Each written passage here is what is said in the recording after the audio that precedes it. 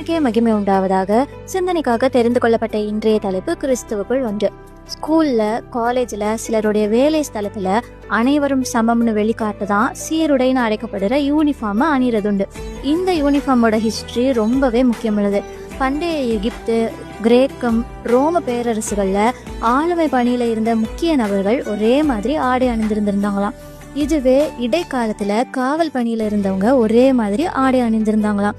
இப்போ இருக்கிற நவ நாகரிக காலத்துல நாம வசிக்கிற இடத்துல துப்புரவு பணி செய்யற சகோதர சகோதரிகள்ல இருந்து ஸ்கூல், காலேஜ், பெரிய பெரிய MNC கம்பெனின்னு யூனிஃபார்ம் ரொம்பவே நார்மலைஸ் ஆகிருச்சு. ஒரு நபர் எப்படிப்பட்ட ஜாதி, மதம், ஈனம், நிறம்னு பல்வேறு வேறுபாடுகளோட இருந்தாலும் யூனிஃபார்ம்னு ஒரு ட்ரெஸ்ஸை போடும்போது எல்லாருமே சமம்னு ஒரு கண்ணோட்டம் உருவாகுது. இதே மாதிரி கலாத்தியர் 3:28 படி ஏழையோ பணக்காரரோ, ஆணோ பெண்ணோ, நிறைய காணிக்க வைக்கிறவங்களோ வைக்காதவங்களோ, சபையில மூப்பரோ விசுவாசியோன்னு கர்த்தருடைய பார்வையில எந்த வேறுபாடுமே இல்லை. அவருடைய இரத்தத்தால கழுவப்பட்ட எல்லாருமே கிறிஸ்துவுக்குள் ஒன்றுதான். ஆமேன்.